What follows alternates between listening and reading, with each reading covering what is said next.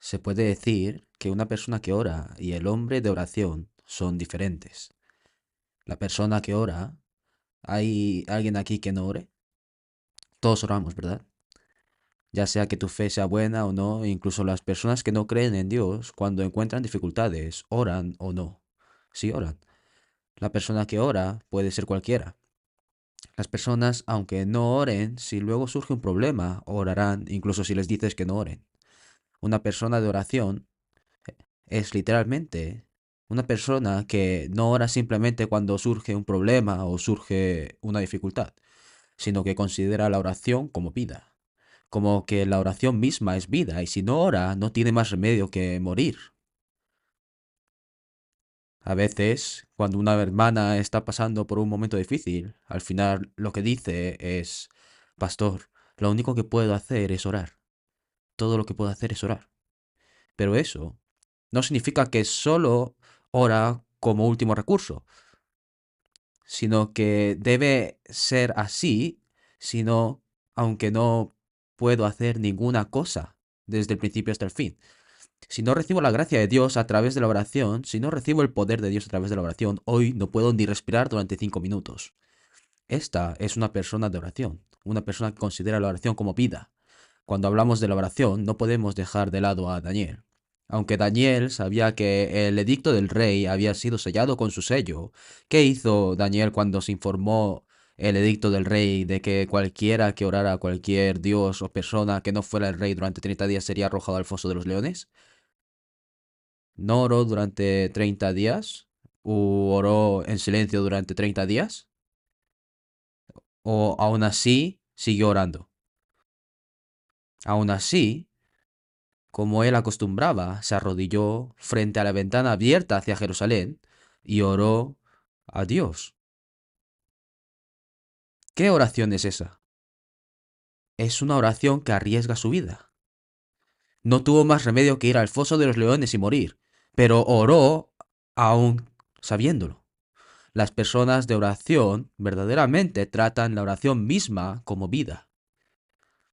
Cuando damos la palabra de educación para nuevos salvos o la escuela Galilea u otros tipos de educación similares, ¿qué dicen acerca de la oración? ¿Qué es la oración? Es la respiración espiritual, ¿verdad? La palabra es alimento para el espíritu, y si no respiras por tan solo 5 minutos, puedes caer en coma. Se llama respiración espiritual, pero ¿realmente consideramos la oración como vida? ¿Cuál dijo Nehemías que era la característica de todos los grandes cristianos, que son el hombre de oración? Algunas personas duermen y se despiertan de repente en la madrugada y se levantan de un salto y de repente se arrodillan y oran. Después de orar dicen una cosa, casi me muero. Estaba tan cansado que terminé el día sin orar. Y mientras dormían, se dio cuenta de que no habían orado. Así que se levantó sorprendido y oró y se volvió a dormir. ¿Y qué es lo que dicen? Casi. ¿No nos encontramos a menudo con esta situación tan peligrosa nosotros también? Se puede decir que Nehemías es una persona que verdaderamente considera la oración como una entidad viviente. A través de esas personas, Dios realiza su obra haciendo cosas imposibles. Nehemías es un hombre de oración. Pero ustedes, ¿es fácil orar o es difícil? Ustedes después de recibir la salvación y hasta ahora están orando, ¿no? Pero no es fácil orar. Sin embargo, lo más fácil de hacer y lo que se puede hacer en casi cualquier lugar es la oración. Pero a pesar de ello, no es fácil orar. El tiempo no es necesariamente importante, pero probablemente hay la mayoría de las personas que han sido salvas nunca han orado por más de 20 minutos, sin importar si se arrodillan o se sientan a orar. Hermanos, ¿es fácil orar durante 20 minutos o es difícil? No es fácil, ¿verdad? Nosotros, la palabra, podemos leerla durante 2 horas si nos sentimos inspirados. Puedo alabar durante horas. Puedes servir todo el día. Y la comunión, si te apetece, puedes hacer durante todo el día. Pero la oración se puede hacer así o no. No. La oración es mostrar la sinceridad de tu fe, mostrando tu piedad, sin importar quién la vea o no, y realmente no es una cuestión fácil en nuestra vida cristiana. Entonces, ¿qué clase de persona fue Nehemías que fue un hombre de oración? Podemos encontrar el secreto en el texto que acabamos de leer. Pensemos juntos hoy en esto y comprendamos que estas cosas son, cuáles cosas son las necesarias para convertirnos en un hombre de oración. Ahora pensemos en cambiar uno a uno mi corazón y mi vida, aprendiendo esto. Lo primero, ¿quién es el hombre de oración? Es alguien que conoce la situación. ¿Qué tipo de persona es? Alguien que conoce la situación. ¿Qué quiere decir esto? Una persona puede orar por algo que no sabe sí o no. No puede. La oración comienza conociendo las circunstancias. No tengo mucho por qué orar estos días. Esto significa que yo no conozco la situación ahora mismo. La oración comienza conociendo la situación. Por eso, para convertirme en un hombre de oración, debo tener interés en conocer las circunstancias y conocer las situaciones es el punto de partida para poder orar. Por eso, cuando Ananí, el hermano de Nehemías, vino con algunos varones de Judá, lo primero que hizo Nehemías fue preguntar sobre el pueblo de Jerusalén y el pueblo de los judíos, ¿no? Miremos el versículo 2, Nehemías capítulo 1, versículo 2. Que vino Ananí, uno de mis hermanos, con algunos varones de Judá, y les pregunté por los judíos que habían escapado, que habían quedado de la cautividad, y por Jerusalén. Estaba preguntando sobre la situación. ¿Por qué preguntó sobre las circunstancias? Para entender la situación. Si realmente queremos orar, primero debemos conocer la situación. Hay dos formas de conocer la situación. A veces vemos en las comuniones que la otra persona habla primero de su situación a través del testimonio. Y escuchamos eso y pensamos, esa hermana, ese hermano están en tal situación. Así es como descubrimos la situación. Pero hay algunas personas que no testifican. Hay personas a las que no se les da bien expresar sus sentimientos con palabras. ¿Qué debemos hacer con esas personas? Tienes que preguntar.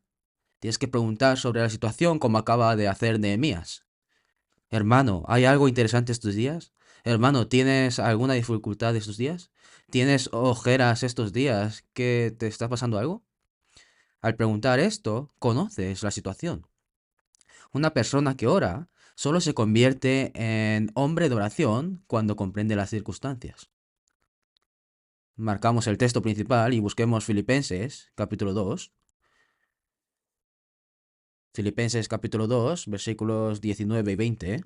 Espero en el Señor Jesús enviaros pronto a Timoteo, para que yo también esté de buen ánimo al saber de vuestro estado, pues a ninguno tengo del mismo ánimo y que tan sinceramente se interese por vosotros. El apóstol Pablo quería conocer la situación de los salvos de Filipo a través de Timoteo. Necesita conocer la situación para sentirse cómodo. Es reconfortante para él. Y solo cuando conozcamos las circunstancias podremos unirnos y pensar en ello con sinceridad. ¿Quién es la persona que piensa con sinceridad? La persona que ora. ¿Qué persona, quién realmente piensa en mí con sinceridad? ¿Alguien que me invita a un café? Sí, y también una persona que me invita a comer. Sin embargo, si alguien realmente escucha mi testimonio, escucha mi pedido de oración, no lo olvida y ora por mí, entonces puedo decir que esa persona realmente está pensando en mí. ¿Por qué? No es fácil escuchar la situación de alguien y orar por él, porque esa es nuestra vida. Por eso, en la oración es necesario conocer la situación para poder ser consolados y orar juntos. Cuando Nehemías se enteró de la situación de Jerusalén y del pueblo de Judá, ¿cuál fue su reacción posterior? Orar. Conocer las circunstancias es el punto de partida de la oración. No hay consuelo si no conoces la situación. Proverbios capítulo 29, versículo 7 dice que conoce el justo la causa de los pobres, mas el impío no entiende la sabiduría. ¿Quién es la persona justa? Una persona que puede entender la situación de los pobres es una persona justa, y una persona que no tiene el conocimiento para entender se llama una persona malvada. Si comparamos esto con la oración, podemos decir que la oración de una persona justa es una oración que se hace conociendo las circunstancias, y la oración del impío es una oración que no conoce las circunstancias. La oración de una persona justa es orar conociendo las circunstancias. Oseas nos enfatizó diciendo: conoceremos y proseguiremos en conocer a Jehová. ¿Por qué necesitamos saber quién es Dios? Debemos saber quién es Dios porque ¿qué podemos hacer según la voluntad de Dios? Podemos orar. Debemos conocer las circunstancias y el corazón de Dios para poder orar según el corazón y la voluntad de Dios. Por eso hay que saber. Mi pueblo fue destruido porque le faltó conocimiento, mas los necios mueren por falta de entendimiento. En otras palabras, no saber es un problema para toda la fe. La oración también comienza con el conocimiento, conocer la situación. Ustedes, en su corazón, hay un tema por el que están orando durante mucho tiempo, ¿verdad? Aunque esa oración es importante, ¿por qué no recibe respuesta de esta manera? De alguna manera, es posible que esté orando por algo que no se ajusta al problema. El problema es así de grande, pero si lo tomo a la ligera y solo tengo expectativas vagas, ¿cuándo desaparecerá todo esto? ¿No es así? Entonces, ¿por qué ocurre este problema? Problemas como este surgen porque no conocemos las circunstancias. Si no sabes lo importante que es el problema que tienes delante, puedes tomártelo a la ligera y orar con un corazón ligero. Lo mismo ocurre con nuestras oraciones personales. Ustedes, ¿por qué no va bien mi oración personal? En resumen, es porque no conozco mi situación. Si no conoces mi situación y en qué tipo de situación me encuentro ante Dios, no puedes orar correctamente por ti mismo. Necesito saber mi situación claramente. Como dijo Ageo, meditad sobre vuestros caminos. Ustedes necesitan meditar su camino. ¿En qué tipo de situación te encuentras ahora? Hay situaciones que son sumamente peligrosas ante los ojos de Dios, pero ¿qué puedo hacer si no sé que son situaciones peligrosas? Entonces la oración correcta no es posible. La iglesia de la Odisea simboliza la iglesia que vive en los últimos días, en los últimos tiempos. Es la última iglesia de las 7 de Asia. ¿Cómo estaba el estado de la fe de la iglesia de Laodicea? Ni frío ni caliente, ¿cómo estaba? Estaba tibio. En resumen, la fe de la iglesia de Laodicea era tibia. Era tibio con respecto a la palabra, tibio con respecto a la comunión, tibio con respecto al servicio, tibio con respecto a la evangelización y tibio con respecto a la oración. Pero ¿por qué la fe y la vida de oración de la Odisea eran tibias? Solo hay una razón. Busquemos Apocalipsis capítulo 3, Apocalipsis capítulo 3, versículos 16 y 17. Apocalipsis 3, 16, 17. Pero por cuanto eres tibio y no frío ni caliente, te vomitaré de mi boca. La razón viene en el versículo 17. Porque tú dices, yo soy rico y me he enriquecido y de ninguna cosa tengo necesidad. Y no sabes que tú eres un desventurado, miserable, pobre, ciego y desnudo. ¿Qué dice? No sabes. En resumen, dice que estaba tibio porque no conocía realmente su propia situación. En su propio pensamiento dice, soy rico y nada me falta. Actualmente no tengo ningún problema particular. Estoy realmente bien, vivo bien. Sin embargo, desde la perspectiva de Dios, la situación era completamente diferente. Tú no eres rico ahora. No es que no te falte nada porque eres rico, sino que ahora mismo eres un desventurado, miserable, pobre, ciego y desnudo, y no conoces tu estado. Por eso estás viviendo tibio. Por eso la oración comienza con el conocimiento de las circunstancias, de la situación. Ese es el principio de toda fe. Lo mismo ocurre con la palabra y la evangelización. Si no conoces claramente la situación, la evangelización simplemente se pasa de largo. Sería realmente bueno si supiéramos lo que nos espera mañana. Por ejemplo, si mis amados vecinos a los que estoy evangelizando, por ejemplo, a lo mejor después de 10 días, eh, mueren por algún accidente inesperado, si nosotros conocemos eso, ¿deberíamos nosotros guiarle al seminario que comienza desde mañana, sí o no? Sin embargo, no todo el mundo muere después de 10 días, sino que todo el mundo muere siempre el mismo día. Muere hoy. Yo también vivo una vida corta, pero todos mueren el mismo día. Mueren hoy. ¿Alguna vez te ha llegado una llamada telefónica hoy diciendo que alguien morirá mañana? Nunca. Todos te llaman de repente hoy. Dicen, fulanito, ha fallecido tal persona. Ha fallecido tal persona. Así que no hay necesidad de que Dios nos haga saber acerca del día de mañana. La vida de una persona está en juego hoy. Nuestra vida es tal que no sabemos lo que pasa durante el día. Lo sabemos claramente esto. Y tenemos que analizarlo en estas circunstancias. También el problema de la evangelización es así, y lo mismo ocurre con la oración, lo mismo ocurre con mi vida de oración. Hermanos, necesitamos saber mi situación. En realidad, en cierto modo, cuando nos arrodillamos, lo primero que debemos pensar es en que Dios nos haga conscientes de nuestras circunstancias que desconocemos. David oró para que conociera mis faltas ocultas que desconocía.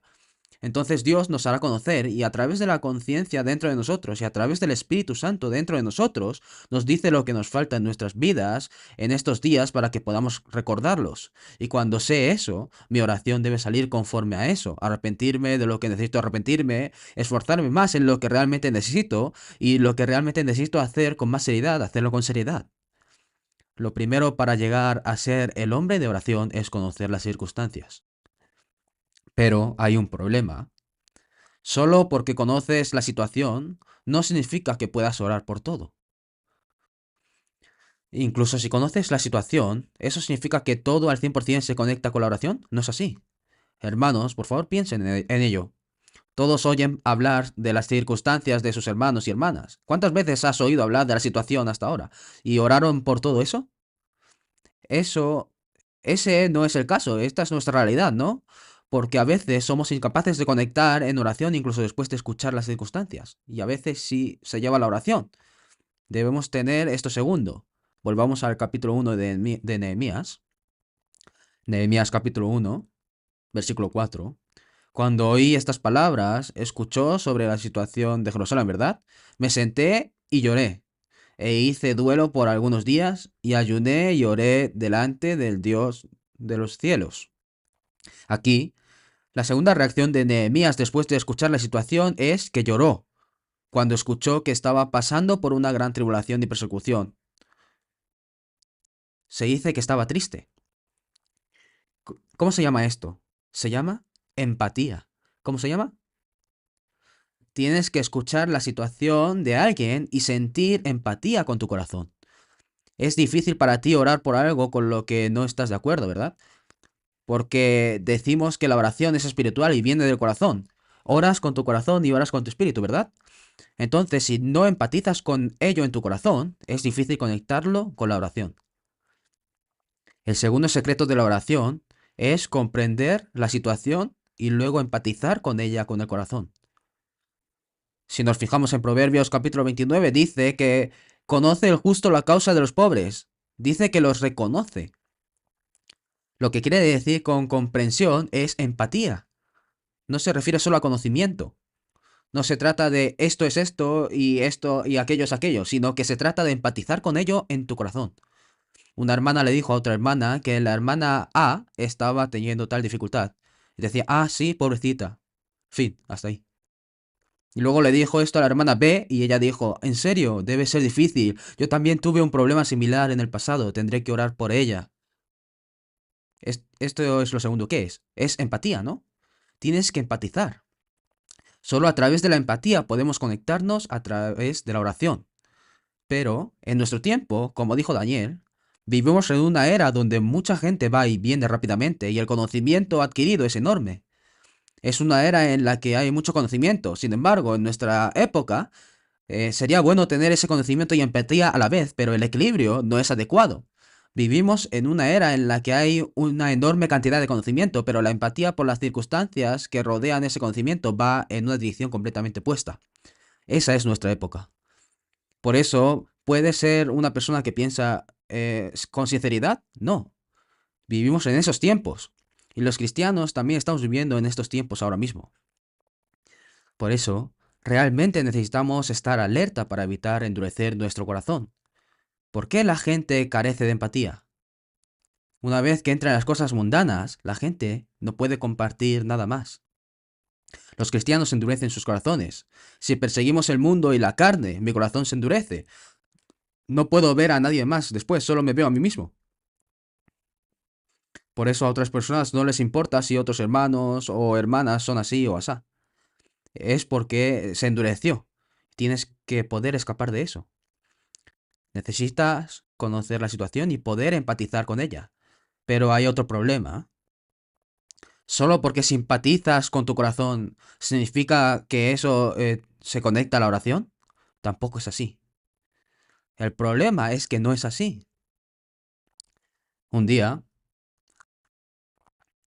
era un lunes, y mi esposa acababa de dar a luz a nuestro último hijo, y dijo que ahora, pues después de dar a luz, para aliviar y relajar el cuerpo, no sé cómo lo relaja, pero de todos modos, dijo que se iría unas 3 semanas a la casa de sus padres, de mis suegros.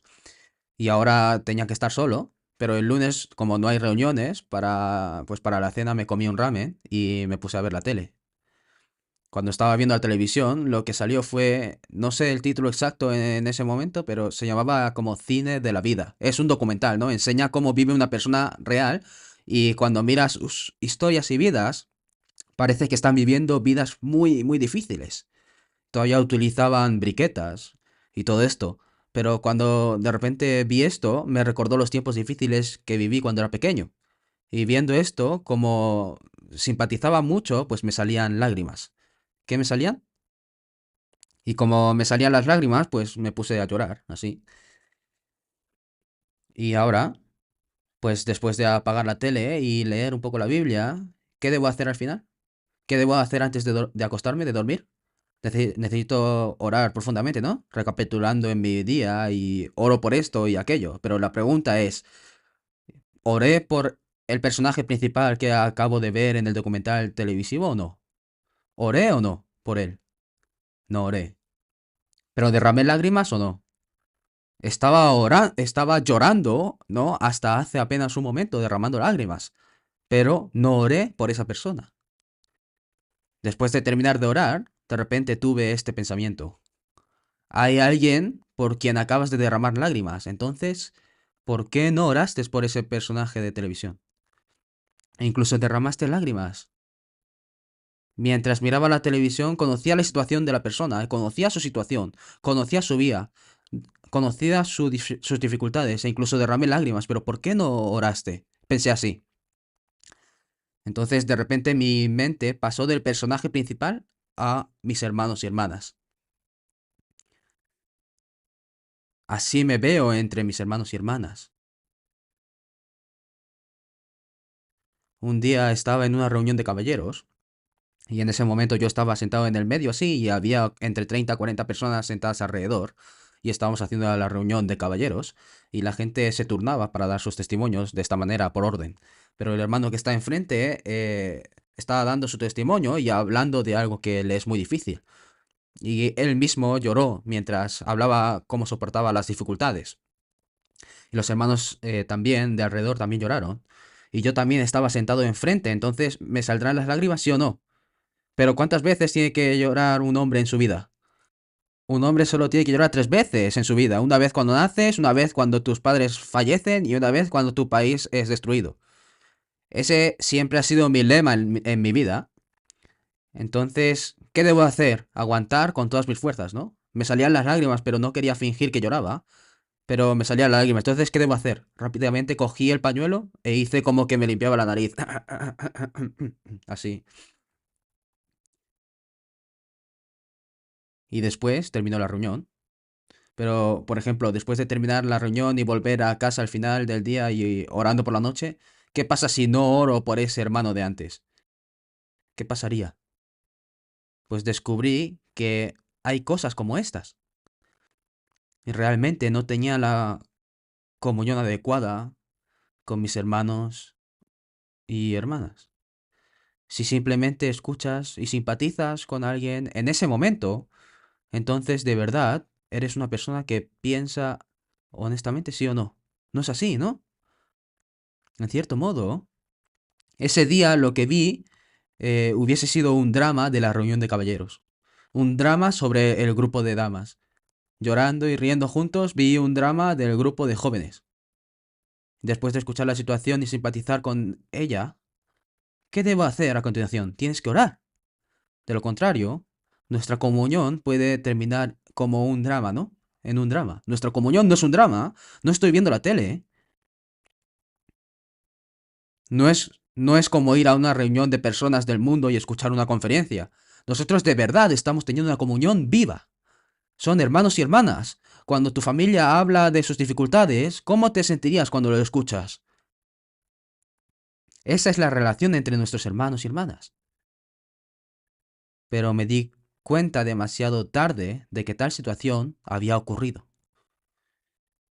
Y para mí personalmente, realmente necesito estar despierto ahora para que no me pase eso. Para que la preciosa comunión de hoy no termine como ver la televisión. Debo despertar y realmente sentir empatía por los preciosos testimonios de mis hermanos y hermanas y hacer lo que es necesario. Debemos orar juntos por eso. Pero sorprendentemente también hay situaciones similares en la Biblia.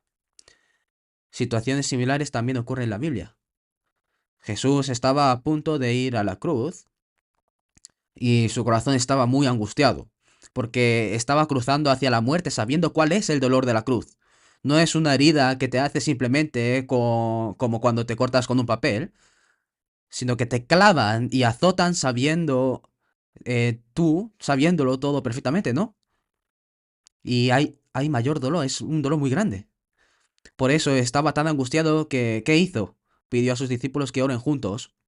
Y Jesús mismo también estaba orando a una distancia de un tiro de piedra, y oró aún más intensamente y con más fervor, y las gotas de su sudor mezcladas con la sangre caían como gotas de sangre. Y en particular, especialmente tomó por separado a 3 discípulos y les dijo cómo se sentía. Le cuenta a Pedro, a Santiago y a Juan, por separado acerca de las circunstancias, cómo se siente en su corazón. ¿Y qué le pide a estos 3 discípulos? Estad despiertos y haced el qué. Orad conmigo. Orad por mí. Pero en conclusión, ¿oraron o no los 3 discípulos? No oraron. Pero escucharon la situación de Jesús, ¿sí o no? Sí lo oyeron. ¿Y se compadecieron de la situación después de escuchar, sí o no? Sí, empatizaron. Es asombroso, ¿no? Pero no oraron. ¿Por qué ocurrió esta situación? Vamos a comprobarlo. San Mateo capítulo 26. San Mateo capítulo 26, versículos 37 y 38. Y tomando a Pedro y a los 2 hijos de Zebedeo, son Santiago y Juan estos, comenzó a entristecerse y a angustiarse en gran manera. Entonces Jesús les dijo, mi alma está muy triste hasta la muerte, quedaos aquí y velad conmigo. En otros evangelios dice, velad y orad. Mi alma está muy triste hasta la muerte, porque estoy a punto de morir. Entonces estoy angustiado, por eso por lo menos vosotros, por favor, velad y orad por mí. Pero cuando estos 3 discípulos oyeron esto, se lamentaron juntos. Estar triste significa empatizar, ¿no? Pero no oraron. Veamos en San Lucas capítulo 22, San Lucas capítulo 22, versículos 45 y 46. Leamos juntos. Cuando se levantó de la oración y vino a sus discípulos, los halló durmiendo a causa de la tristeza. Y les dijo, ¿por qué dormís? Levantaos y orad para que no entréis en tentación. Durmiendo a causa de la tristeza. Quiere decir que se entristecieron juntos, pero ¿oraron o no? No oraron. Conocían la situación y simpatizaban con ella, pero ¿por qué al final no se conectó hasta la oración? Hay un tercer y último secreto para convertirse en el hombre de oración. ¿Qué necesitas además de comprender la situación y sentir empatía en el corazón? ¿Qué necesitamos? Hermanos, necesitamos un corazón compasivo. ¿Qué tipo de corazón necesitas? Esta palabra compasión puede ser una palabra poco familiar. Aparece solo 2 veces en la Biblia. Esta compasión es el amor, la gracia, la compasión y la misericordia que Jesús tiene para con nosotros y que Dios tiene para nosotros. La palabra que los combina todo es compasión. La compasión es la forma de amor de Dios. Y solo cuando tenemos este corazón compasivo podemos orar juntos en lugar de que la empatía termine en simpatía y el conocimiento termine en conocimiento. Debes tener un corazón compasivo. Miremos Hebreos capítulo 4. Hebreos capítulo 4. Hebreos capítulo 4, versículo 15. Porque no tenemos un sumo sacerdote. El sumo sacerdote se refiere a Jesús en el versículo 14. Se refiere a porque no tenemos a Jesús que no pueda compadecerse de nuestras debilidades, sino uno que fue tentado en todo según nuestra semejanza, pero sin pecado. ¿Quién es Jesús? Es una persona que tiene compasión. La palabra compasión significa simpades en el idioma griego de la época. Y sim significa juntos, pades significa sufrir juntos. Si buscas el significado de esta palabra, repitamos juntos, la mentalidad de considerar los problemas de la otra persona como propios. Eso es compasión. El sentimiento de tratar los problemas de otras personas como si fueran propios se llama amor de compasión. Solo así podremos convertirnos en personas que piensan sinceramente y oran. El corazón que considera propios los problemas del otro, el amor de Jesús siempre muestra su amor por los suyos, como había amado a los suyos. Los amó hasta el fin. Llama a los discípulos como suyos, dice. Los considera como a sí mismo. El corazón de considerar la situación de los discípulos como suyo propio. Esa es la compasión con que Jesús miró a sus discípulos. Por eso, temiendo que Pedro se negara a sí mismo y se sintiera decepcionado y frustrado, ese problema se convirtió en el problema de Jesús. Por eso oró por Pedro para que su fe no decaiga. Oró por él. Esa es la compasión. Esa es la mentalidad de considerar el problema de la otra persona como mi problema. ¿Qué pasa cuando tienes ese corazón? Puedes lograr la compasión de la oración. Si miramos a todos los cristianos, cuando miramos a los grandes cristianos, vivían con la mentalidad de considerar los problemas de otras personas como propios. Si vemos en Jeremías capítulo 8 dice, quebrantado estoy por el quebrantamiento de la hija de mi pueblo, entenebrecido estoy, espanto me ha arrebatado. Cuando los israelitas fueron heridos, dice, yo también fui herido. Yo también entenebrecido estoy, espanto me ha arrebatado. Esa es la compasión. ¿Cuál es el corazón del apóstol Pablo? Es el corazón del Señor. Segundo de Corintios capítulo 11. Segundo de Corintios capítulo 11, versículos 28 y 29. Y además de otras cosas, lo que sobre mí se agolpa cada día, la preocupación por todas las iglesias. El 29 leamos juntos. ¿Quién enferma y yo no enfermo? ¿A quién se le hace tropezar y yo no me indigno? ¿No se sentía ansioso el apóstol Pablo cuando alguien estaba débil? ¿Como si él fuera débil? ¿Como si alguien estuviera pasando por un momento difícil? ¿Como si estuviera en problemas? ¿Y si alguien tropezaba, se indignaba? Esa es la compasión. ¿Cómo consideraba los problemas de otras personas? Lo consideró su problema, mi problema, ¿no? Nuestros hermanos y hermanas tienen ese tipo de relación. Somos hermanos y hermanas a través de una relación de compasión. Somos hermanos y hermanas bajo un solo Padre, Dios. ¿De quién es tu problema? Es mi problema. Él me dio esa compasión. Con ese corazón, Dios, mientras vivo, llego a conocer las dificultades de algunos hermanos y hermanas, ya sea por casualidad o por alguna rutina diaria. Pues no puedes saberlo todo de todas las personas que están sentadas aquí, porque son todos diferentes, pero cuando alguien se entera de las circunstancias de un hermano o hermana, eso es la voluntad del Señor, ¿no? Diciendo, tú sabiendo eso, ¿qué haces? Trátalo como si fuera tu problema. Él me lo dio para que tenga este corazón. y las diversas palabras que escuchamos, las situaciones que son mostradas y las circunstancias con la guía de Dios para que ore con el corazón sincero que conozco y con el que simpatizo y pienso que su problema es mío. Dios nos pidió oración, haciéndolo saber, mostrándomelo. Esa es la compasión que nos ha dado. Miren, tengo en mente a cierto hermano, por ejemplo. Entonces, si ese hermano está enfermo, entonces el hermano dentro de mí está sufriendo ahora mismo, ¿no? Entonces, ¿quién está enfermo? Yo estoy enfermo. Esa es la compasión. Esa es la compasión. ¿Qué clase de corazón tenía el apóstol Pablo y todos los grandes cristianos? La otra persona estaba en su corazón. ¿Cuánto criticó la iglesia de Corinto al apóstol Pablo, diciéndole, ¿no estás evangelizando para ganarte la vida? De esta manera.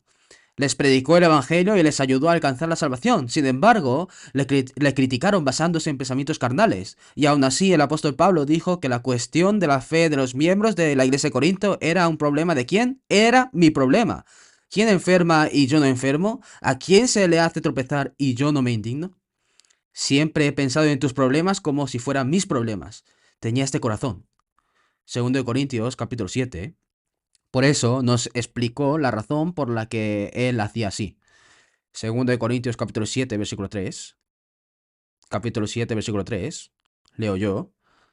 No lo digo para condenaros, pues ya he dicho antes, leamos juntos, que estáis en nuestro corazón para morir y para vivir juntamente. Morimos juntos y vivimos juntos. Somos uno. Cuando tú mueres, yo muero, y cuando tú vives, yo vivo. Esto es lo que significa ser así, compasivo. Pero ¿cómo se logra esta compasión? Si vemos antes dice, pues ya he dicho antes que en nuestro corazón, ¿qué? Que estáis en nuestro corazón. Estáis en nuestro corazón. Que estás en mi corazón. Tú estás dentro de mí. Eso es todo.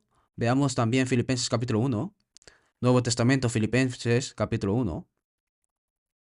Aquí también se muestra lo que es la compasión. Filipenses capítulo 1, versículo 7.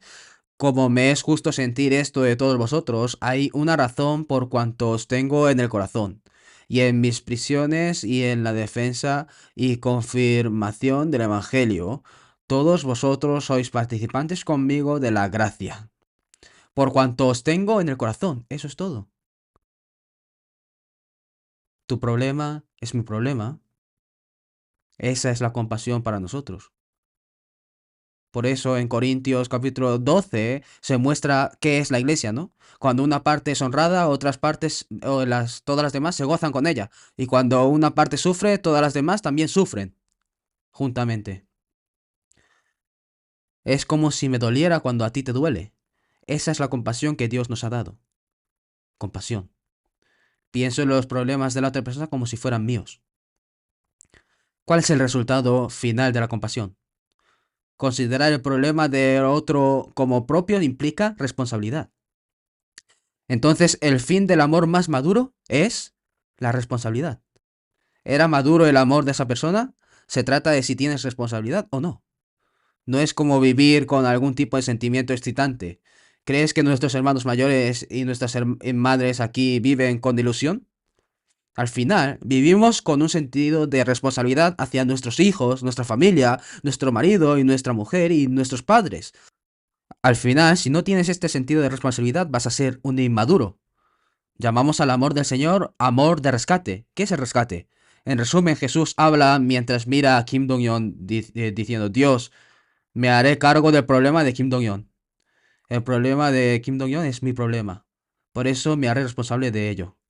Los pecados de todo el mundo, Dios, los pecados de todo el mundo son mi problema. Ya que esa es mi compasión, yo lo pagaré por ellos. Por eso lo rescató. Eso es lo que nos dio. Amaos unos a otros como yo os he amado. Ese amor es un amor compasivo que considera los problemas de la otra persona como propios. Necesitamos saber que todos tenemos eso en nuestro corazón. Cuando vuelvo a pensar en esto, no se trata solo de comprender nuestra situación y empatizar con ella, sino también de orar conmigo con la mentalidad de que ahora es mi problema. Ese es el secreto de la vida del hombre de oración.